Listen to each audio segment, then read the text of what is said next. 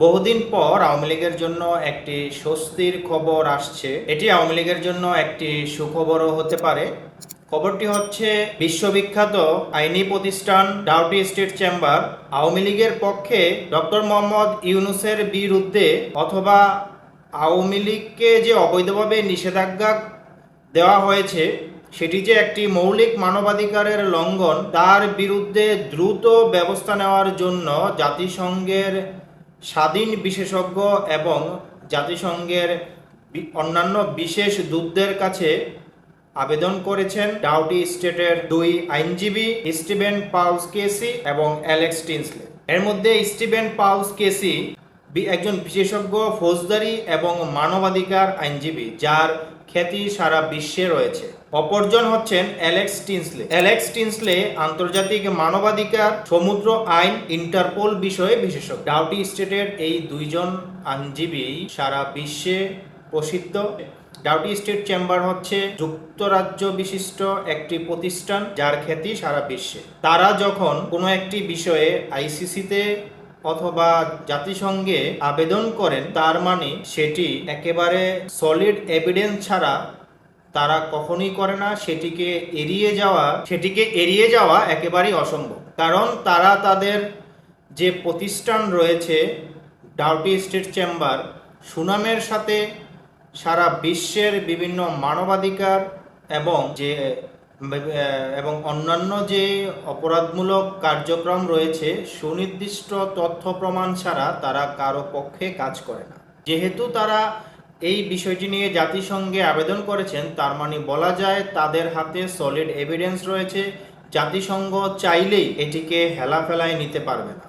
কারণ এই প্রতিষ্ঠানটি তাদের সুনাম ধরে রাখার জন্য তারা কখনো অন্যায়ভাবে বা মিথ্যে কোনো কিছু বিষয় নিয়ে তারা আগ্রহী হয় না, তারা আবেদনও করে না, তারা আইনি লড়াইও তারা আইনি সহায়তা দেন। এই যে তারা এই আবেদনটি আওয়ামী লীগের পক্ষে করেছেন, এই বিষয়টি তারা 8ই আগস্ট তাদের ওয়েবসাইটে প্রকাশ করেছে।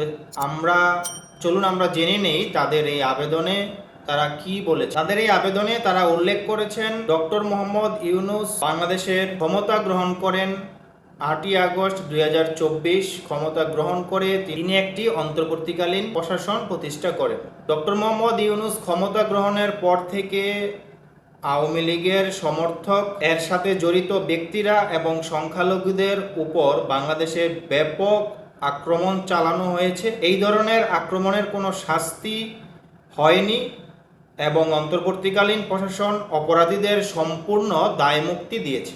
অন্তর্বর্তীকালীন প্রশাসন 2026 সালের ফেব্রুয়ারিতে নির্বাচন অনুষ্ঠানের উদ্যোগ নিয়েছে। এই প্রতিশ্রুতি রক্ষা করা হবে কিনা তা এখনও দেখার বিষয়। ইতিমধ্যে আওয়ামী লীগ বাংলাদেশের একটি জনপ্রিয় রাজনৈতিক শক্তি হিসেবে রয়ে গেছে। তবে 2025 সালের মে মাসে অন্তর্বর্তীকালীন প্রশাসন আওয়ামী লীগকে নির্বাচনে অংশগ্রহণ নিষিদ্ধ করে এবং বাংলাদেশ আন্তর্জাতিক অপরাধ ট্রাইব্যুনালে আওয়ামী লীগ নেতাদের বিরুদ্ধে মামলা শেষ না হওয়া পর্যন্ত তাদের সমস্ত কার্যক্রম সীমিত করে। গণতান্ত্রিক আন্তর্জাতিক শৃঙ্খলা প্রচারণা সংক্রান্ত জাতিসংঘের স্বাধীন বিশেষজ্ঞের কাছে জরুরি আবেদনে বলা হয়েছে যে আওয়ামী লীগের নিষেধাজ্ঞা কিভাবে মৌলিক মানবাধিকার লঙ্ঘন করে এবং বাংলাদেশে আইনের শাসন এবং গণতন্ত্রকে ক্ষুণ্ণ করে। আপিলটিতে স্বাধীন বিশেষজ্ঞ এবং অন্যান্য প্রতিবেদকদের প্রতি আহ্বান জানানো হয়েছে যে তারা অন্তর্বর্তীকালীন প্রশাসনকে জরুরি ভিত্তিতে অবাধ সুষ্ঠু নির্বাচন অনুষ্ঠানের জন্য আওয়ামী লীগের উপর থেকে নিষেধাজ্ঞা প্রত্যাহার করার এবং এই ধরনের যে কোনো নির্বাচনে তাদের সম্পূর্ণ অংশগ্রহণের অনুমতি দেওয়ার জন্য অনুরোধ জানাতে।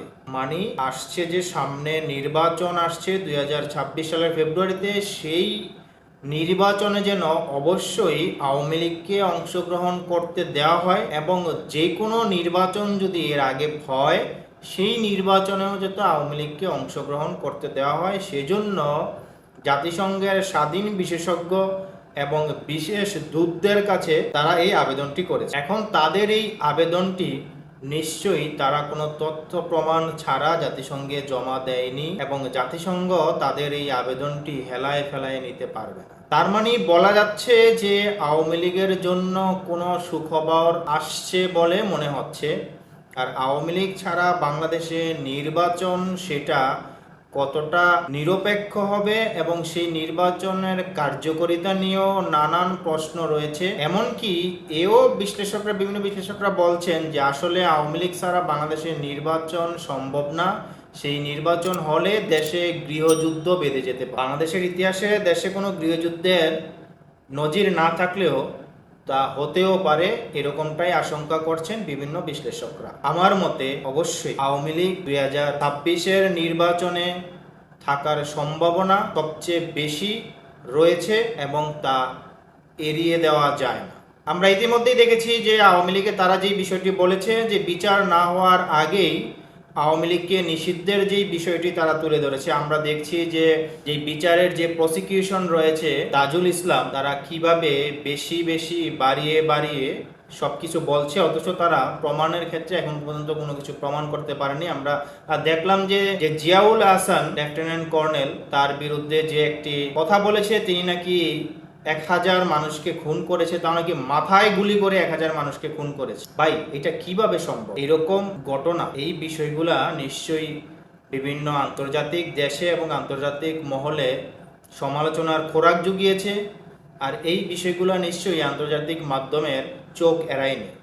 সার্বিক বিষয়ে বিবেচনা করে বলা যাচ্ছে যে আওয়ামী লীগ ছাড়া ভবিষ্যতে নির্বাচন বাংলাদেশে হবে না, এটাই আপাতত মনে হচ্ছে। তবে সেটা যদি হয়েও যায় তাহলে দেশের অবস্থা আরও ভয়াবহ দিকে যাবে বলে আমার মনে হচ্ছে। আপনাদের কি মনে হচ্ছে জানান। ধন্যবাদ সবাইকে। আল্লাহ হাফেজ।